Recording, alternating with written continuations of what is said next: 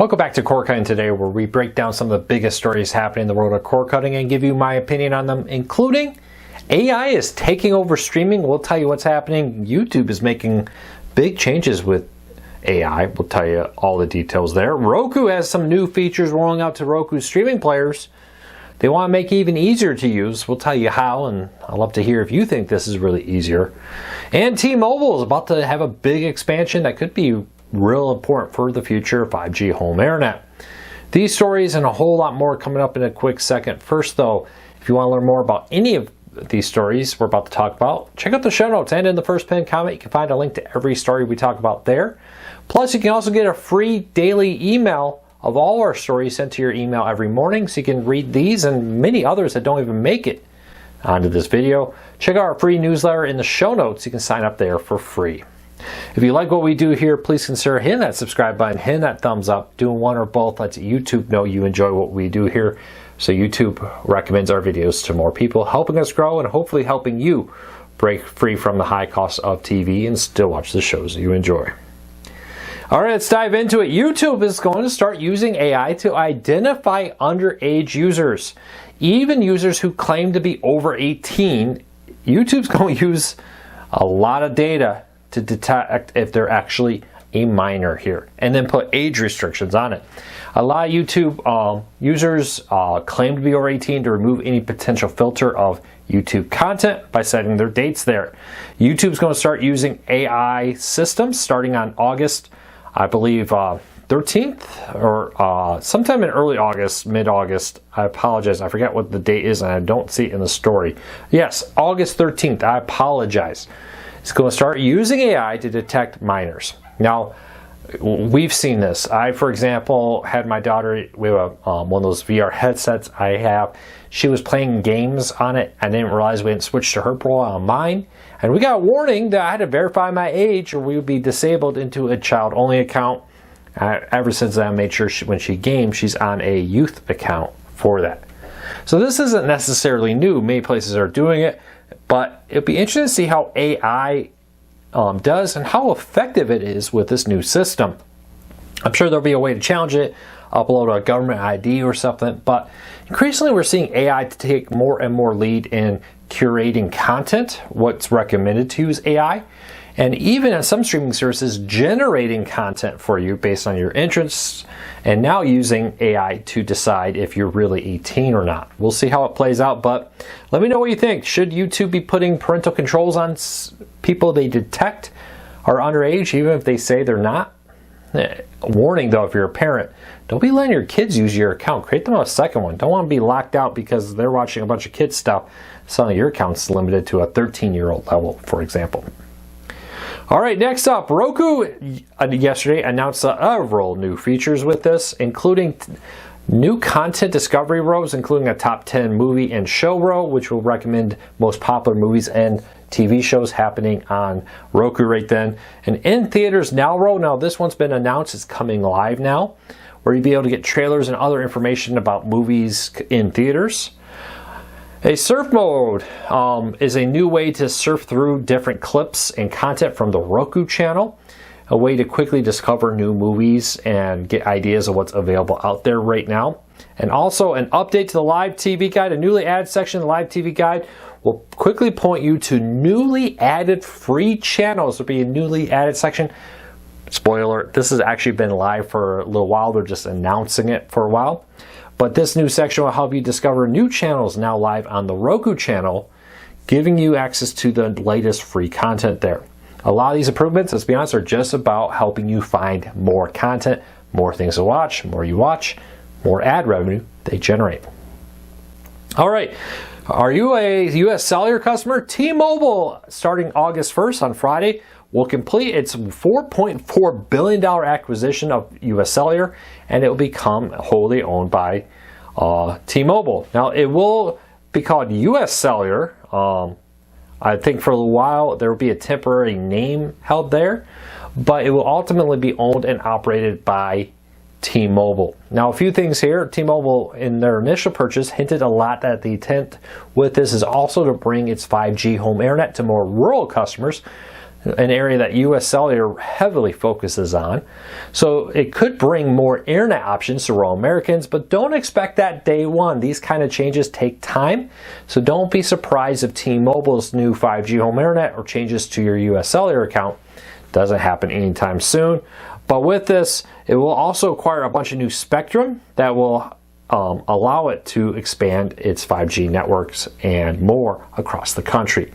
We'll keep an eye on this, but again, US Cellular customers, little will probably change day one. There's a name change. You're probably going to start noticing T-Mobile customer service taking over and different things. But as far as like bringing new 5G home internet, it will take time for them to absorb this into their system, build out the capabilities for that, and make it a reality. All right, next up, Amazon has a back-to-school sale. If you spend $50 on select Amazon products, you'll be able to get $10 off your order. And these are a lot of common products like Bic pens, Sharpies, dry erase markers, 5-star binders, notepads, and more on it. So if you want to check this out, you have to buy it through a specific store on the Amazon website. You have to enable it. We have a direct link to it in the show notes in our story if you want to try to save some money. It's a great deal. Spend $50 in school supplies, get $10 back on it. Also, Netflix has been rolling out a big update. They announced this back in May, but it's now live on Roku. This new home screen update heavily pushes Netflix original content, content discovery, and more with bigger icons and more. We have a link to the story with photos of it in there and give you an idea of what you can expect with it. But, quick thing, this is increasingly becoming popular. We see that with Amazon pushing a lot more of their original content. Netflix is doing it. They really want to break free from having to rely on third parties to offer them content. By pushing their content first, you're increasingly seeing a growing amount of people that are just getting Netflix originals like the new Happy Gilmore movie. Anybody see it? Happy Gilmore 2? Love the first. I'll be honest, it's on my list to watch. Have not watched it yet. We'll be watching out for it. All right, next up, the owners of MeTV and MeTV Tunes is pushing back against the idea to shut down 1.0 free over-the-air TV and replace it with a 3.0.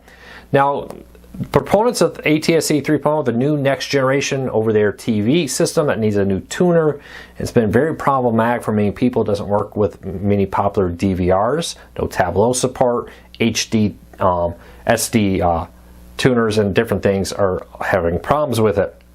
HD Home Run, that's what I was thinking of, I apologize. They don't have a, I think, DRM encryption with it yet. But with this, Weagle Broadcasting, the parent company behind them, met with the FCC and asked for a bunch of requirements to be put in place before this transition become official that will make it much more consumer friendly with this. And they said consumers primarily in those in rural areas underserved in terms of content and connectivity may be the most harmed by a transition to ATSC 3.0. Today, anyone with a television and antenna can get a wealth of programming free. ATSC 3.0 changes this equation, potentially making a free service expensive and service complicated. They're pushing back. They don't want 1.0 to go away. They seem to be very unhappy with some of the decisions, like the DRM requirements and more on it from the FCC and the team pushing ATSC 3.0. It'd be interesting to see. The discussion here is that in the top 55 markets in February 2028, they would be able to turn off the current 1.0 system, and you would need to have a 3.0 tuner. For the rest of the country, February of 2030, they would shut off their 1.0 systems, and 3.0 would be the only option. Still, there are no Roku TVs, to my knowledge, with a 3.0 tuner. Many TVs still have 1.0 tuners. They are expensive. There are others out there with it. But for all the big talk about millions of these devices being sold, it doesn't seem to be ending up, at least to our readers and viewers here. And now there are tuners and adapters and different things. Some are increasingly becoming at lower price points. Many people are increasingly becoming frustrated with some of the limitations, though, brought on by DRM and the lack of promises of things like 4K, which has really not become a reality with the new ATSC 3.0 standard. We'll keep an eye on this, but I'll let you know what I find once we get an official ruling from the FCC on these new termination dates. But a growing number of companies are speaking up against the proposed plan to shut down 1.0, at least for now, without some changes made to 3.0. All right, kind of few interesting stories that jumped out to me recently.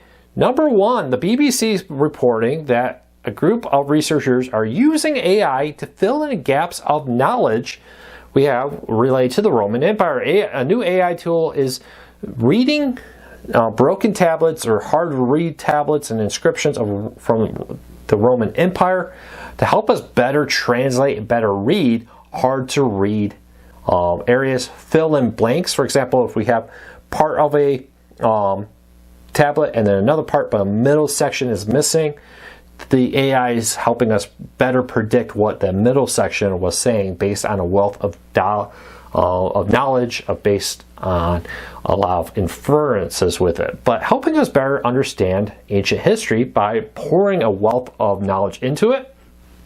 We'll see how this all happens, but for now it's still in testing, but they hope that AI can be used to help translate ancient texts faster and more accurately going forward. Also, an interesting story that jumped out at me. I always love a few things, share you some of what I find interesting. This one does not surprise me. A San Francisco tech company once valued over $650 million, called WAG, which was a pet care company to take your dog for a walk and other things, is filing for bankruptcy and now is worth just $6 million. Just $6 million. But few things with this. Doesn't surprise me. Yes, there are certain people who want a professional every day or every week or something to come take care of their pets. Maybe they both work during the day and they want somebody to let their dog out in the middle of the day. But a lot of this business seems to be revolving around people on vacation, right? Somebody take care of your dog on a trip or on the occasional time where you can't be home. And I think the problem they ran into is a lot of people see jobs like this as a great opportunity to help somebody younger or somebody local that they trust and know. A lot of people are very hesitant to let people unknown into their home or especially take care of their kids or pets with this. I know, for example, I just went on a little weekend trip with my family up north for a weekend. It was very hot in the 90s. A neighborhood high school teen came over, watered my flowers while I was gone. I paid them some money. It's a great way to A, help them, B, get what I need. It's a lot more flexible and it helps out a neighbor build good relationships. I think that's why a business like this failed. I think a lot of people suffer to trust people they didn't know. And two, they see often jobs like this as something they want to give to somebody to help them much more than just, hey, write a paycheck with it. Plus, I'm sure local high school kids were undercutting these professionals that probably had a lot of overhead and expenses with it. Let me know, does that surprise you at all? Sometimes I look at businesses and I just think this wasn't thought through. Quibi was one. I never thought that model was well thought through. If you live in a major city like New York, I think it's people not understanding how the rest of the country lives and works. But this is also one I think probably is similar. Leave me a comment, let me know. And lastly, today in TV history, 24 years ago, The Princess Diaries was released. The classic Disney movie was first released on July 29, 2001. Does it seem like that's even possible? In theaters, and was a spectacular hit for Disney. I think shocking a lot of people. I don't think a lot of people expected this to be quite the massive movie and life, or have the life it has had. It has, of course, had sequels and more with it. But A Princess Diaries, I should say, first released 24 years ago today. Well, that's it for today. I hope you have a fantastic day. I hope you're all having a fantastic summer. Is it hard to believe that August is almost here? It'll be here before you know it. We'll be back again with another video real soon. Don't forget to hit that subscribe button. Don't forget to hit that thumbs up. Doing one or both lets YouTube know you enjoy what we do here. Until next time, take care, be safe. I'll be back again real soon.